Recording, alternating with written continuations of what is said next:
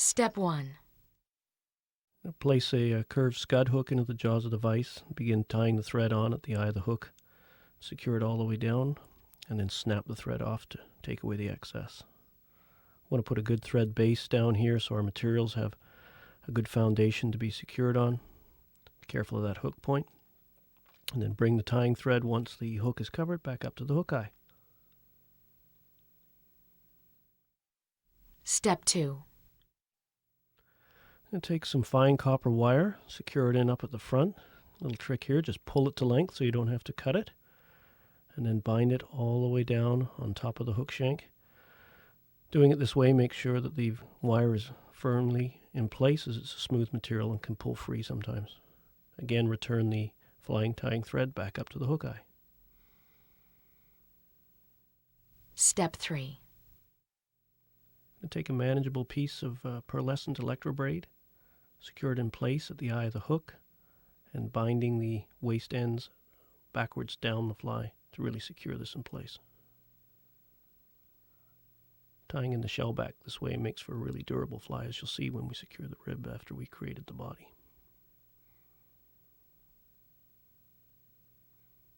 I'm going to carry that down and then bring our tying thread about to the middle point of the hook shank. Step 4. I'm going to pull down the tying thread about 3 to 4 inches, and we're going to form a manageable dubbing loop. I'm going to bring the tying thread back up to the hook shank, and then rotate the loop up on top of the hook and secure it rearwards. Why would you do it on the top of the hook? Well, it's simply easier to form the loop, and this step actually closes the loop right at the hook shank, so the material tends not to fall out of the dubbing loop. I see. And then we just insert our dubbing hook into the loop.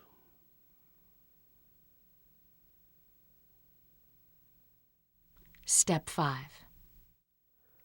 Next, we're going to take some dubbing and just place a small pinch at the base of the loop and slide it upward into position.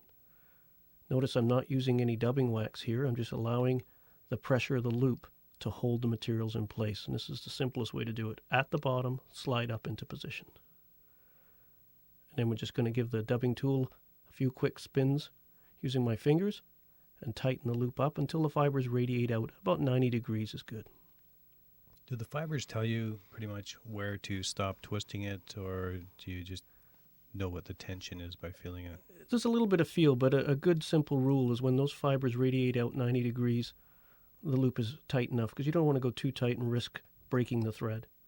And now we're just going to wind that dubbing noodle, as it's called, forwards up to the tying thread, one turn right in front of the other, make a nice compact body, and you can really see the scruffy nature of the fly we've created, and this really creates translucence, which the natural scuds have, and makes this obviously a very natural looking fly, and fish will hopefully enjoy it. Well, for the first part anyway. So we're just going to carry that dubbing noodle right up to the tying thread. I'm using my thumb and forefinger to press it into position, and then we're going to do a few quick loops of thread, and then 1 and 2 in front to lock it in place, and then simply trim the remaining loops away. Stroke the fibers down to help suggest the legs. Step 6. Take the wire rib and place a half a turn so it actually starts on the body. Pull our shellback material back over the top of the fly. How tight do you pull the shell back? Is it pretty snug? Reasonably snug, obviously, to control it, and then as we're winding the ribs, we adjust the tension on the ribbing too by going over the back of the fly in a loose but controlled wrap and actually applying tension on the downstroke.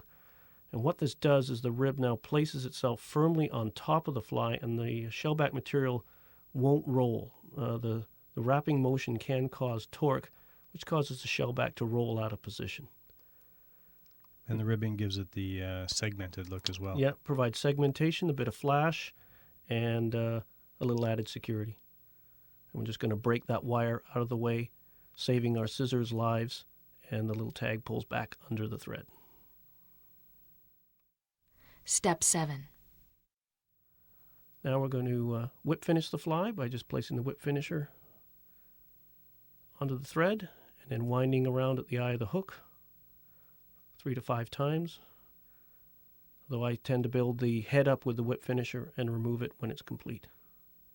Makes for a neat look when you're done, not a big bulky head.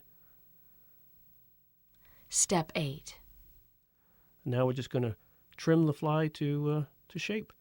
Trim the shellback material even with the bend of the hook, and come in with the scissors points and trim any errant dubbing fibers. I want to keep the overall shape of a scud in mind, so very flat along the sides, and the dubbing fibers underneath, we'll stroke those down, and we're going to trim those. They simulate the multitude of legs that a scud has. We're going to use a little dubbing tweezer here just to further aggravate the dubbing, and pick and work the dubbing fibers out, and then come in with our scissors and trim those dubbing fibers just about even with the base of the hook there.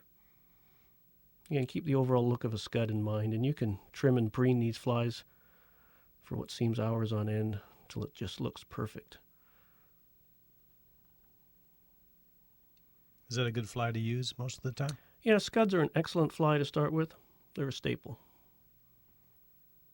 There we have a completed pearl shrimp. Have the pearlescent back. Suggests the iridescent backs that aged scuds often have. The exoskeletons become hardened, and just has a natural appeal.